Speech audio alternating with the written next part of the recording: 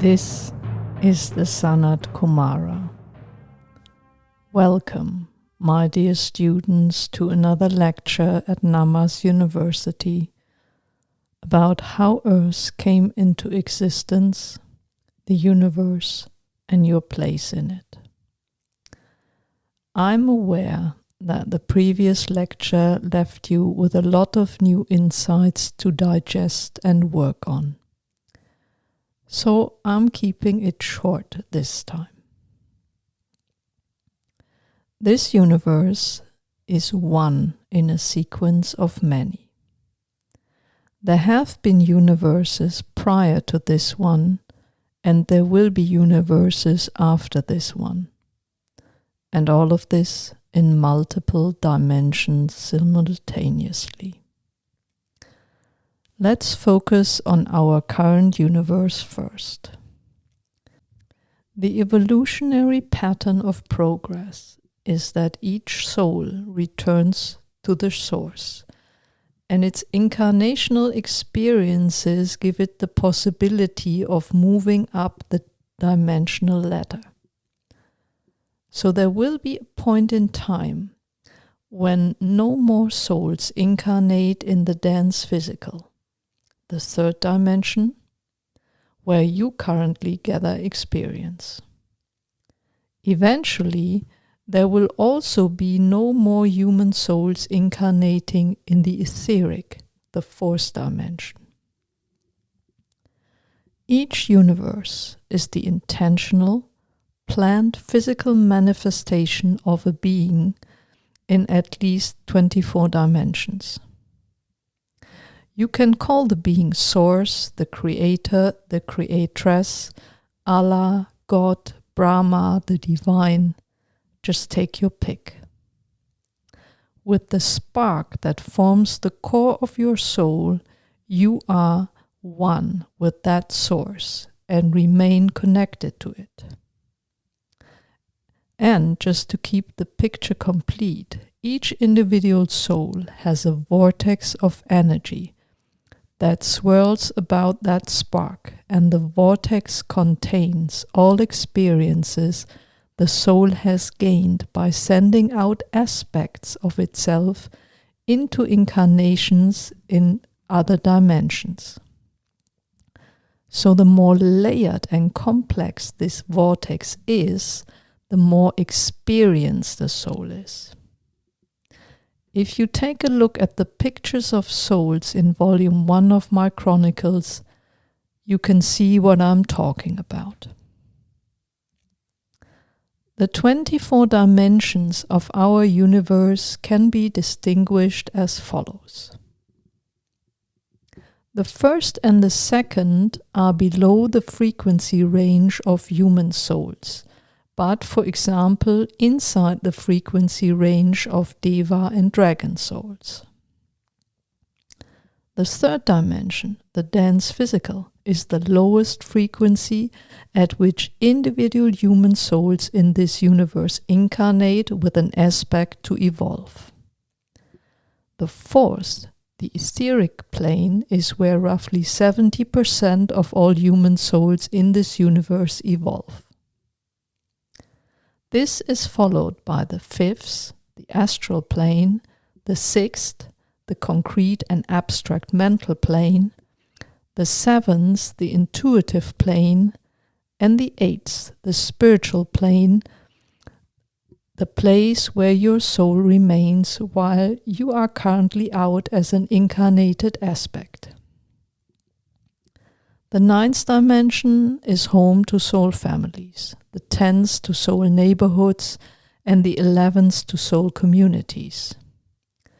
Where the 9th and 10th overlap, you find Shambhala's Crystal City, and where the 11th and 12th intersect, you find Earth's actual evolutionary control center, the Mothership. The 12th to the 23rd dimension form the space for higher group consciousness development, where groups merge into ever larger groups on the path of unity and return to the source. In the 24th dimension, Source has its home. And in the 25th, and maybe above, even I don't know yet, Source exists in between universes. When you incarnate on planet Earth in your dense physical body in the third dimension, where your 5 senses show you what seems to be reality, you have no recollection of your entire being in all dimensions, from the 4th upwards to the 8th, where your soul remains, and to the 9th, where your soul family has its home. But more importantly, you don't know your soul's mission. You can't remember all past lives with all its failures and successes. You don't recollect your cosmic resume. Due to the shift from the 3rd through to the 5th dimension, this veil is thinning. You find it easier now to regress into past lives, tap into the Akashic records, and get in touch with your soul or other soul family members. And that is most important. You need to learn and understand your soul's mission, both personal and planetary. You need to find these 2 purposes and do your utmost to fulfill them. Once you know, and even on the way to knowing a bit more every day of who you are, don't negotiate who you are. For who you are is the center of why you are here, forms the center of your personal and planetary mission, is needed by your soul to move on its journey of return to the source together with your soul family into ever higher group consciousness. I am living in my 2nd universe, and I can remember all my lives, because not all planets have this amnesia placed on incarnations as Earth does. My chronicles tell you how many years I already serve as the Chief Operating Officer of Earth on behalf of Songkriet, the great being that gives its soul to our planet. Let's look at how it all began, how Earth and later humans on Earth came to be. As a student in the undergraduate program of Namas University, you need to know the following. Scientists estimate that Earth is about 4.543 billion years old, plus or minus 50 million. This assumption is based on evidence from radiometric age dating of meteorite material. Scientists also estimate that our current universe is 13.7 billion years old. They conclude this by looking at the oldest stars they can detect and by measuring our universe rate of expansion. What they don't take into account so far is that our universe has 24 dimensions and that designing and building any planet takes place in dimensions 1 and 2, to which human beings have, in contrast to the Devas, no access. But as you know by now, I'm a Deva being, and I have access to all 24 dimensions. So let's dive into Earth's history together for a short while, shall we? Every planet is the physical incarnation of a great planetary soul, also called great being.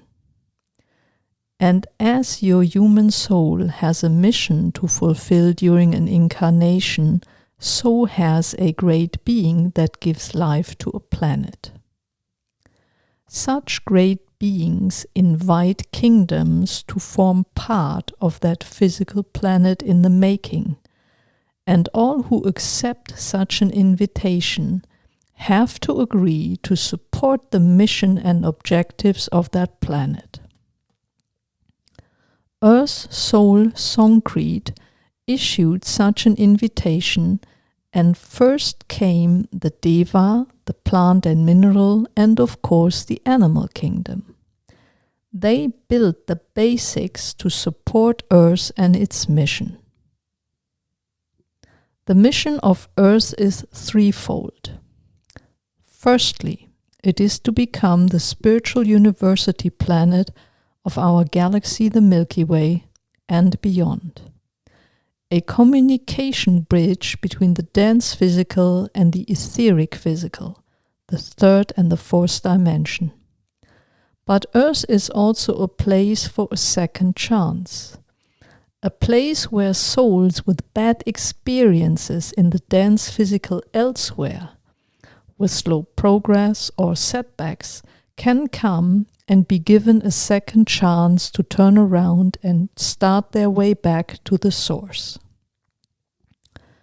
Earth offers them the possibility to make a U-turn, so to speak, to try again with no regrets.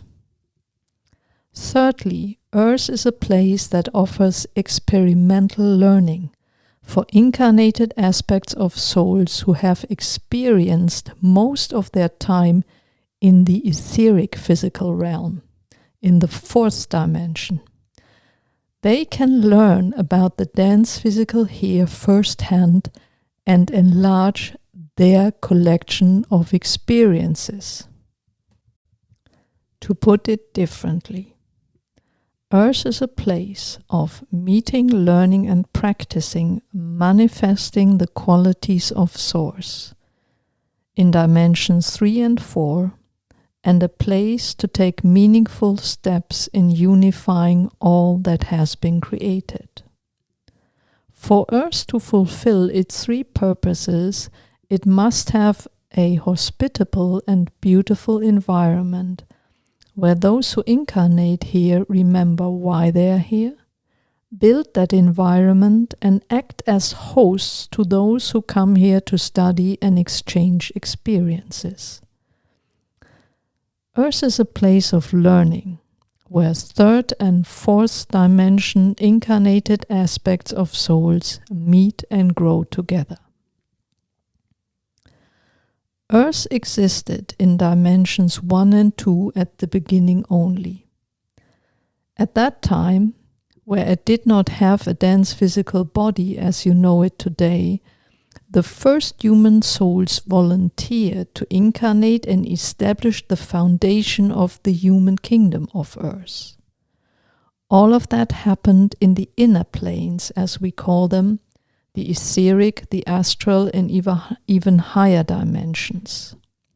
The first step was to develop dense physical body prototypes that could serve as vehicles of incarnation, and then master these vehicles, meaning living in them. That took millions of years because of the imbalance of knowledge and the physical vehicle's limitations. Lemurian souls were the first who dared to enter these dense physical body prototypes. Many of these human souls manifested in water-land hybrid bodies. In the Lemurian time frame of Earth, dense physical bodies chosen by human souls became either water-land hybrids or land dwellers only. In volume 1 of my Chronicles, Lucia gets a more detailed insight into this difficult learning period in the human evolution on Earth when she is visiting the Council of the Sea.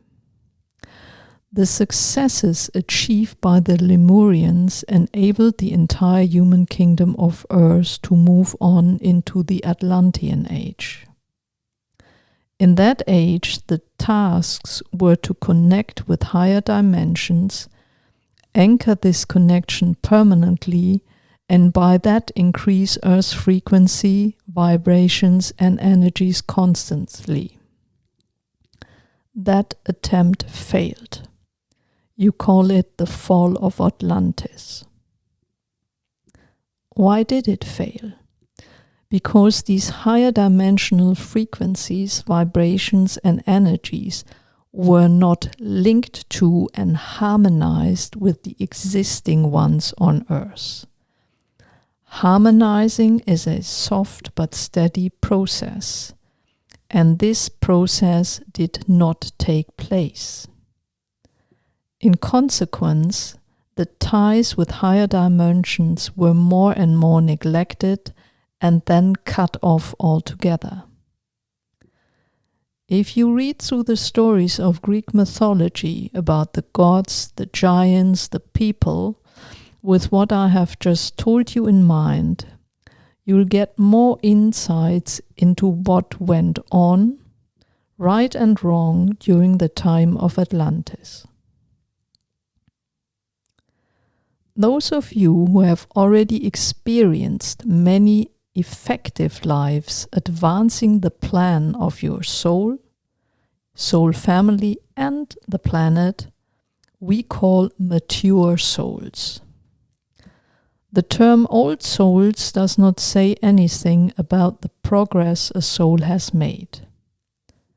That is why I suggest that you focus on maturing rather than on getting older, also in your current incarnation. Mature souls express the qualities of Source, of the Divine. They care for others in ever-widening circles of concern and manifest concepts of unity and equality, both horizontally and vertically. That is all for today, my beloved students. Next week, I'll answer your questions of this month of February 2023. So be quick if there's something more you want to know. I will also answer the question I have asked you to figure out during the last lecture, namely who the 7 ancestors in Volume 1, Chapter 1 of my Chronicles are and what they are referring to.